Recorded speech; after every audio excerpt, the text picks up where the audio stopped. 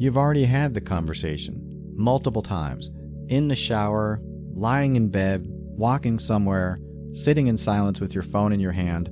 You've run through what you're going to say, and what they're going to say back, and what you're going to say to that, and how it's probably going to go badly, and what you're going to do if it does. You've covered every angle. You've stress-tested every possible version of it, and you still haven't sent the message. That's overthinking. Not the thinking itself, the thinking that goes nowhere, that circles back on itself, that generates more questions than it answers, and more anxiety than it resolves. The kind of thinking that feels like working on a problem, but is actually just living inside it with no intention of leaving. Most people who overthink don't experience it as a problem in real time. They experience it as being careful, as being responsible, as taking something seriously enough to consider it properly. And that framing makes it very hard to stop, because stopping feels like being careless, like rushing into something without thinking it through. So you keep thinking. And the thing you're thinking about keeps not happening. And the days pass and you're still in your head and your actual life is outside waiting for you to show up to it. I've been there. I know what it's like to have a whole relationship with something in your head that never got the chance to exist in real life because the thinking got in the way of the doing. And I want to talk about what that actually costs you and what, if anything, you can do about it. Overthinking is not the same as thinking carefully. That distinction matters because most people who overthink don't experience it as a problem in the moment. They experience it as being thorough, as being responsible, as taking things seriously enough to consider them properly before acting. And sometimes that's true. But there's a point where thinking about something stops producing useful information and starts just producing more thinking. And that point is where overthinking actually begins. The specific pattern is this. Something happens, or is about to happen, or might happen, and your brain starts running scenarios. What if this goes wrong? What if they react badly? What if I say the wrong thing? What if I make the wrong choice? And each scenario generates a follow-up scenario, and each of those generates another, and the chain keeps extending outward in every direction until you're thinking about the consequences of things that haven't happened. And probably won't happen in the form you're imagining them. And none of this is producing anything you can use. It's just your brain running on a track that has no end. What makes it feel productive is that it feels like preparation. You're covering your bases, anticipating problems, being careful, and preparation is genuinely useful, so the feeling of doing something useful is there, even when the actual output of the thinking is zero. You can spend 2 hours going over every possible version of a conversation and walk away having changed nothing about your situation, except that you're now more anxious than when you started. The other thing that keeps it going is that it feels like it's giving you control over outcomes that are actually uncertain. If you think about something hard enough and long enough, some part of your brain believes you're reducing the risk of it going badly. You're not. But thinking has almost no effect on what actually happens. But the illusion of control it provides is compelling enough that the brain keeps reaching for it anyway. The most honest way I can describe what overthinking actually costs you is this. It kills things that haven't even had a chance to exist yet. You meet someone and something is there, some genuine interest, some pull toward them, and instead of just acting on it, you start thinking about it. You think about whether they feel the same way. You think about what happens if you say something and they don't. You think about how it changes the dynamic if it doesn't work out. You think about all the versions of rejection and awkwardness and misreading the situation, and by the time you've finished thinking, you've already lived through a dozen different bad endings for something that hasn't started yet.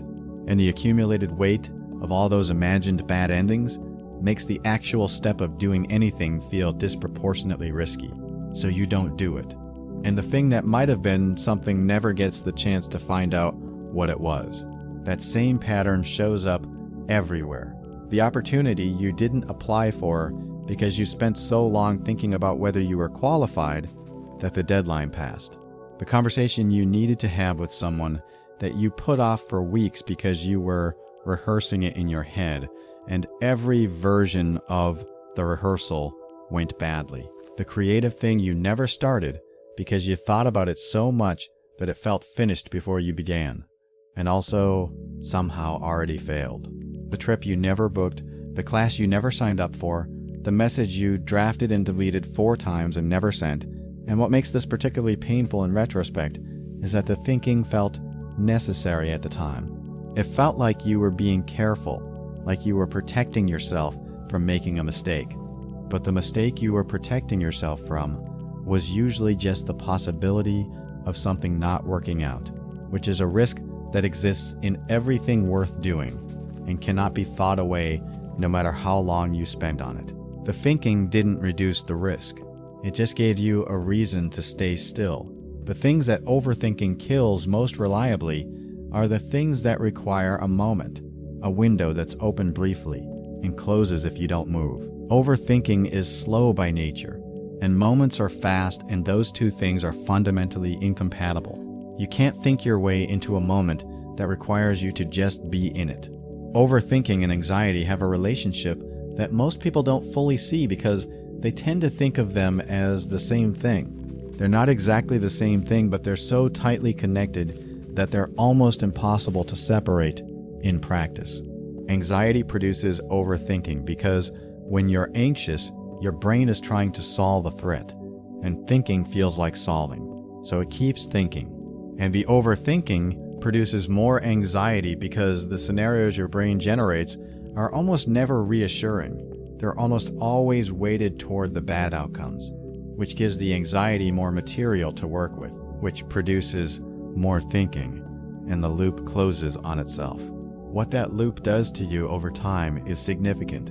You're spending enormous amounts of mental energy on things that haven't happened, and most of which will never happen in the form you're imagining them. That energy is real, and it's finite, and using it on imaginary scenarios means you have less of it for the actual things in front of you. People who overthink chronically are often exhausted in a way that's hard to explain to someone who doesn't experience it. Because from the outside, nothing is happening, you're just sitting there, but from the inside, you've been running at full capacity for hours on a problem that doesn't exist yet. And then there's what the loop does to your perception of risk. The more scenarios you run, the more potential problems you've identified, the more the thing you're thinking about starts to feel genuinely dangerous.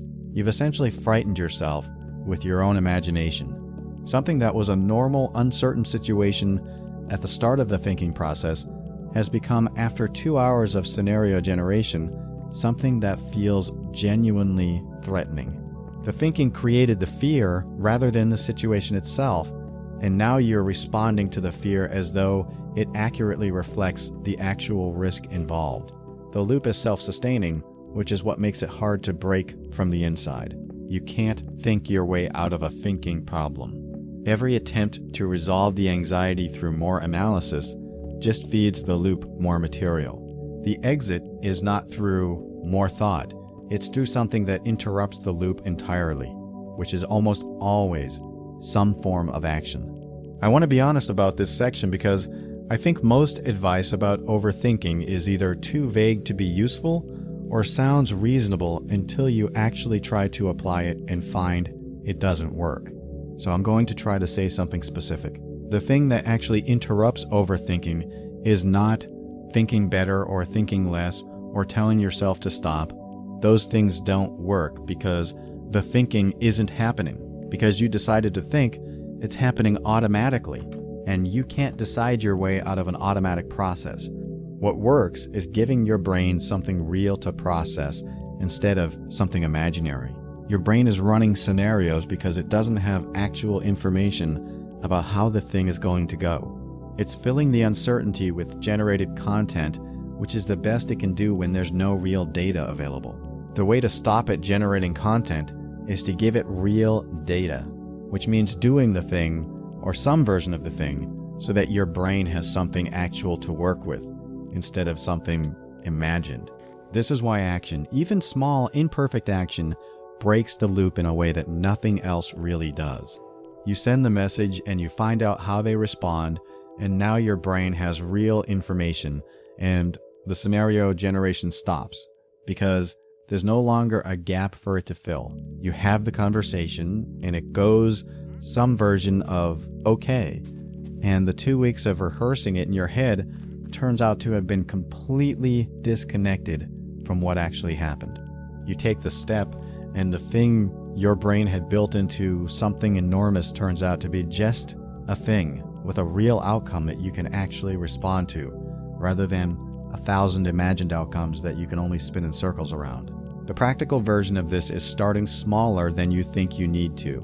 If the thing you're overthinking feels too big to just do, find the smallest possible version of moving toward it and do that. Send a shorter message, have a smaller version of the conversation. Take one step rather than the whole leap. The point is to generate some real information that your brain can actually use, because real information, even if it's not the outcome you wanted, is always less exhausting than the infinite imaginary scenarios your brain produces when it has nothing real to work with. I want to end with something that I think is actually true, rather than something that sounds good at the end of a video like this.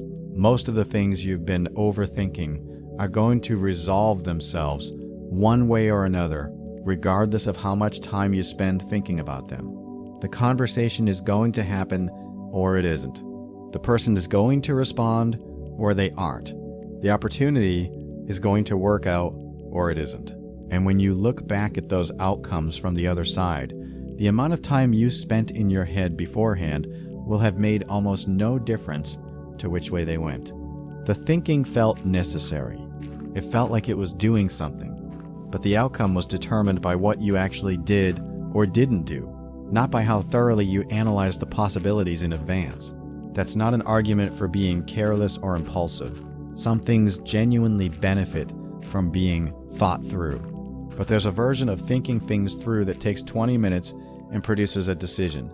And there's a version that takes 3 weeks and produces nothing except exhaustion and a longer list of things to worry about. Most of what people call overthinking is the second version, and the honest thing to say about it is that it's costing you more than it's protecting you.